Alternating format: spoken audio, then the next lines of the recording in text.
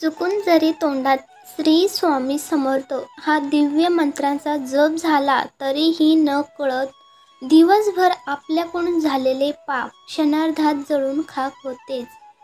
चला मग दिवसांची सुंदर सुरुवात या दिव्य मंत्राने करूया.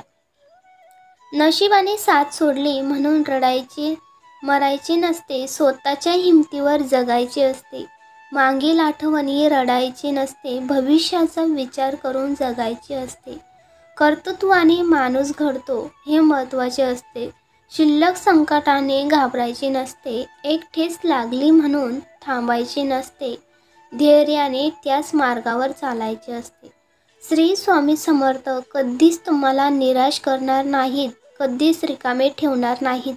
जे आणि जेवढे तुमचे नुकसान झाले असेल त्याची भरपाई ते अन्य गोष्टींनी करतात. एखादी गोष्ट ते सोडायला सांगतात तेव्हा त्यापेक्षाही महत्त्वाची व मोठी गोष्ट त्यांनी आपल्याला द्यायची ठरवलेली असते. स्वामींच्या योजना अतिशय अत्कर्य असतात, म्हणूनच त्यानुसार चालणं एवढंच आपण करायचं असतं. कोणत्याही परिस्थितीत मनाचा तोल ढासळत असेल तर श्री स्वामींचे नाव घेऊन स्वतःशी संवाद साधा. मला माहीत आहे की माझ्या श्री स्वामींनी माझ्यासाठी योग्य असेल ती योजना तयार केली आहे. मी श्री स्वामींकडे प्रार्थना करते की तुम्ही ठरवून दिलेल्या मार्गावर चालण्यासाठी मला सद्बुद्धी द्या, योग्य वेळेची वाट बघण्यासाठी सहनशीलता द्या, त्याआधी शेवटी योग्य वेळ समजण्यासाठी ज्ञान द्या. श्री स्वामीची लीला अपरंपार आहे. फक्त मनापासून श्रद्धा व विश्वास ठेवा. श्री स्वामी सदैव आपल्या पाठीशी खंबीरपणे उभे आहेत. त्यांच्या अस्तित्वाची जाणीव नक्कीच होईल.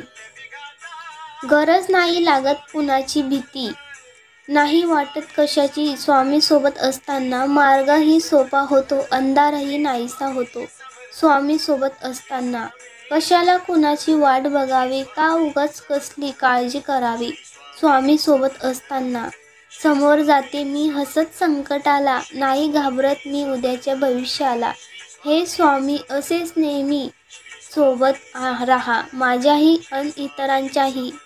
धन्यवाद मित्रांनो. व्हिडिओ पूर्ण बघितल्यास माझ्या चॅनलला सबस्क्राईब करा आणि असेच कनेक्ट राहा. खूप सारं प्रेम द्या, आशीर्वाद द्या. श्री स्वामी जय जय स्वामी समर्थ.